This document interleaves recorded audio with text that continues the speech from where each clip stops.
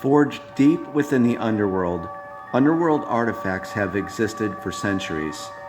These malevolent weapons were created for the purpose of committing a heinous or vile act of murder. Each of the Underworld artifacts has one word on the bottom center of the card that describes the person or the violent act that the weapon was used for. Throughout their history in Avalon, it has been said that these weapons could consume the very soul of the ones who are bold enough to wield one. It is also known that these weapons must be fed life force in order for them to become fully active. Okay, I saved this part for last, the discussion of Underworld Artifacts. And I hope you enjoyed that little intro, but that was some of the lore that I wrote when I created these things. So let me tell you and describe some of these for you, since you already know kind of some of the history with them. These are the most deadly and powerful weapons in Avalon and in the game. They're deadly for monsters, but they're also could be deadly for heroes. Okay, first of all, let's go over these real quick, and I'm sure you'd like to check these out. And notice down here, they're all going to follow the same suit. These things can do 6 damage, and you could add, like for our Hellforged blade right here, that's a +8 to physical warfare rolls. So these things are incredibly powerful. So we have the Hellforged blade, and notice down here, from what I was saying, there's just one word to describe, what this weapon was used for. So hate. Moving on to, here's a ranged weapon, Bow of Demonic Souls. Again, 6 damage, +8 to ranged warfare, and simply the word agony. Next up here, Grand Staff of the Undead, +6 damage, +8 to arcane warfare rolls, and the word there, soulless. Next, Sacrificial Dagger, 6 damage, +8 to mythical warfare rolls, lust. Next up is Mace of the Blood Gods, +6 damage, +8 to spiritual warfare rolls, and the word slay. Finally, Axe of the Black Angel, +6 damage and +8 to chaos warfare rolls, malice. So you can see these things are quite deadly weapons. So let me tell you, let's just grab one of them here. How about Mace of the Blood Gods? And these all follow the same procedure, how to use them. When I thought of putting these in Dungeon Crusade, I wanted to put something in the player's head, okay? That, your heroes are good, okay? They're doing good deeds, they're doing quests, they're vanquishing evil. So if they acquire one of these, and we're going to talk about how they can acquire one, I wanted them to kind of think about that there's these horrible weapons that are just very violent and were used for violent acts, but yet they're these good heroes doing good deeds. Are they going to take a chance to wield one of these? So it's been kind of a controversial topic in this game of like, well, yeah, I'm going to use one, or no, I don't want to get my hero killed. So let's discuss this a little more. First of all, you're going to notice there's no gold cost on this. There's no level. Any level hero can wield one of these. The blacksmith will not sell these. You can't sell these to the blacksmith. The only way to really get one of these is possibly from a treasure chest, or if a monster happens to drop one and you win a loot roll. That is the only way that you're ever going to get an Underworld artifact.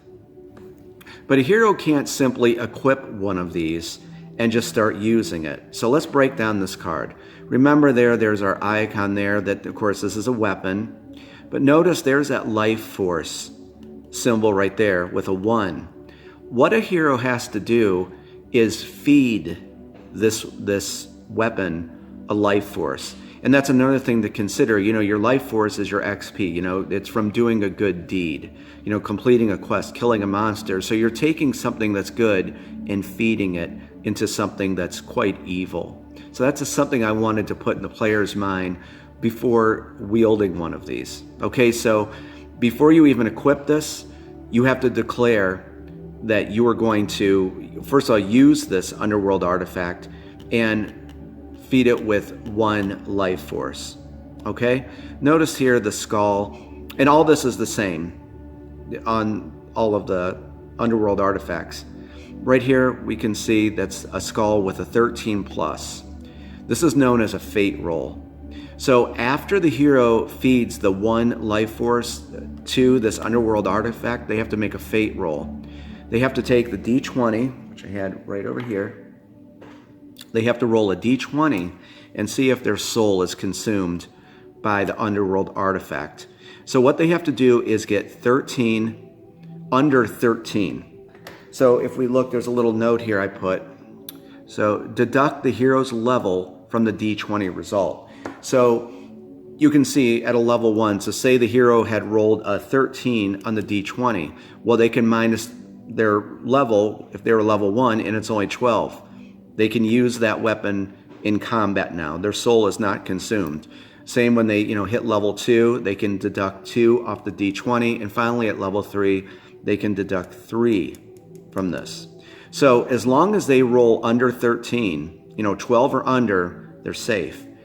On a 13 through 20, they're instantly killed. Their soul is consumed, and you must resurrect them.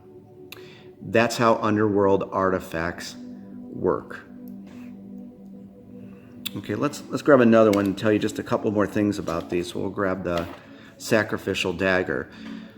A hero is permitted to trade one of these to another hero. But again, that hero would have to feed it with the 1 life force. So this is done right before a warfare roll is made. Another thing is a hero can wield 2 of these at the same time in each hand. So that's a potential 12 damage that a hero could do. I mean, you could one-shot a Guardian with, you know, dual wielding these. But again, each one would have to be fed that 1 life force to power both of them up. And you would have to do a fate roll on each of these. So it's something to consider, guys. If, you know, when you get these, they're kind of hard to acquire. You know, there's 6 of them in the deck. But again, you can only get these from a monster drop or within a treasure chest. So there you go, Underworld Artifacts. Would you wield one or would you not wield one? The choice is yours. Okay, and finally, we're about to pull the camera back and wrap up this series for now. But I just, again, want to go over this with you guys so you know how to be victorious in Dungeon Crusade. And I believe we kind of started with this, and I think it's good to end with it. Your heroes are going to start out on the level 1 quest table. So after they, you know, they're going to have a main quest. Once they complete that, flip that over. Once they complete their side quest, you're going to flip that over. And then the Kill the Guardians, flip that over. When those 3 tokens show a cleared status, you're going to flip over the Elder Globe to the green side, signifying there's purity in the dungeon. At that time, you know, they're going to teleport back to the village within a few turns for Celebration Day. There's the Celebration Day marker. They're going to make another delve, a second delve into the dungeon to complete their level 2 quests. And again, when these are completed, the Elder Globe will glow green. And then you're going to head back to one more final Celebration Day. And then the big challenge, the level 3 and level 4 monsters. So once they delve back into the dungeon and take care of their main quest, their side quest, and the Kill the Guardians, the final Elder Globe will glow green. They have saved the village, and your heroes are victorious in Dungeon Crusade. So let's pull the camera back and wrap this up. Okay, and here we are at the end of the series for now on how to set up and play the Avalon Adventure board game and Dungeon Crusade. And I just want to say first, I truly love you guys. I am just so grateful to you for your time, your interest, your support, and your excitement for the game. I'm sincerely grateful to you. And I hope I made this very enjoyable for you. I hope that I taught you just about everything you can about the game. There's probably some little rules in there, but this was probably about 99% of the game right here. And I hope that you found it interesting and fun, and you're excited to play it. So a couple things also as we wrap up here that I would really encourage people. We talked about the official game variant with the evolved minions. I would highly recommend people to just play it that way with the minions. It just fits this game so good. So whether you're a seasoned player or you're just learning about this, the evolved minions to me is really where it's at, and it was a real game changer for Dungeon Crusade if you read all of those benefits, and it definitely shortens that play time for you. There's nothing wrong with the original way, but I think the evolved minions does fit this, and it was a real game changer for the game. Also, kind of a small game changer, make sure to get your scalable difficulty reference card for your traps, trap treasure chest, and the event and challenges. So a small game changer, but it's just more of a pleasant experience now that these scale to your level 1 and level 2 heroes. And I waited till now to say this, and just over the course of the last year and talking to players who have played it, and what this game is, and I hope I'm not a glowy person, but I would like to really say what I think and what others think that the Avalon Adventure board game and Dungeon Crusade, because they kind of go together, what this experience or product is. I think that both the Avalon Adventure board game and Dungeon Crusade are more than a board game. It's just a different kind of experience, with the village board and, the House of Chance game. So I think it's a little more than a board game, but it's not something like the D&D universe, which is just fantastic. And I love that whole universe. It's not that vast. I think, and you may agree, that the Avalon Adventure board game and Dungeon Crusade sit between those two, considering the land of Avalon and just, the different dungeons in the game. I think it's between a board game and something like the D&D universe. And of course, this is going to be growing quite huge with the expansion that we have coming up. And like I said at the beginning of the series, to me, being the creator, I was set out to do something for fellow gamers and people. I always strive to innovate. And to me, that's what a creator should do. So with the Avalon Adventure board game and Dungeon Crusade, I really wanted to break the mold and just give people something new to enjoy. It's not going to be for everyone, and that's of course totally fine. But for those people that wanted something different and something, pretty creative and immersive and thematic and challenging, that's what I wanted to do for people. Just give them something new in their life to enjoy and experience. And lastly, do remember in our scenario book the unique scenario system where, we were just going on, let me fold this here so we can see it.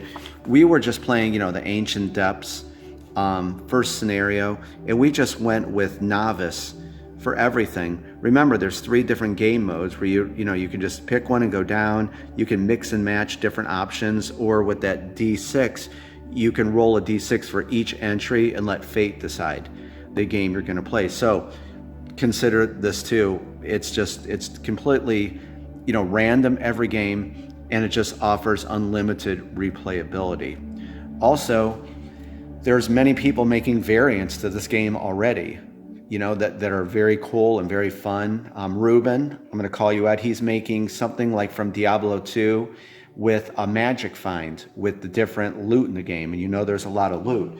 So I know Ruben's working on that. And I believe William has a custom scenario that he made. Ben, I'm going to call you out. He's making a very cool scenario for the game. So just know that there's people creating stuff. I'm creating stuff. this game is just always going to have something new to try out. So I did just want to reinforce that. And like we discussed before, so hopefully I don't drop this. Remember, if you have the expansion heroes, I'm going to show you how to play Mega Dungeon Crusade with 12 heroes. But just like we looked at before, you know how there's 6 heroes? If you want, take a few extra heroes in there. Have 8 heroes in the game. You know, it's however you want to play it, guys. That's how I designed this. You know, it was paramount to give you an experience where you could tweak and adjust and get your hands in there and mess with everything in the game and have the experience that you want. So there's really no wrong way to play Dungeon Crusade. So, you know, you may want to take like Matari. Remember, we used her with that enchanting hymn ability, and maybe Lyrena. You know, take initiative tokens 7 and 8 and go ahead and throw them into the mix. And when it calls out a hero, you know, it'll say roll 1d6 to select a hero. You're just going to use a 1d8.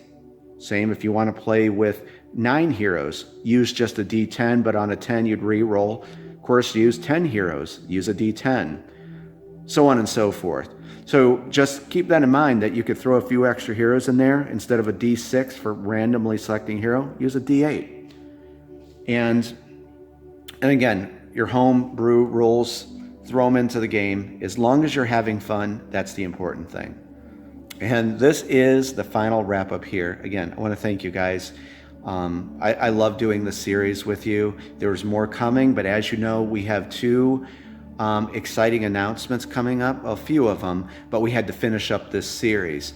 The one announcement is going to be coming relatively soon. It'll be on the channel for you. I wanted to have it out on Saturday, but we had to wrap this up. And then there's another pretty exciting announcement I think a lot of people are going to like, and that's coming up very soon. So stay tuned. And as always, like I said in my post, you know, thank you for your time and your interest and support and excitement for the game. And with Groovis Games Unlimited, I will always promise to give you my passion for this genre, for the fantasy adventure, RPG, dungeon crawl genre, and give you every bit of my imagination, creativity, and ingenuity, and just work with others and of course the community, and make some awesome games that all of us will enjoy playing. Okay, everyone, have a great day. Stay tuned for some announcements because I think you're going to love them. Talk to you soon. Bye-bye.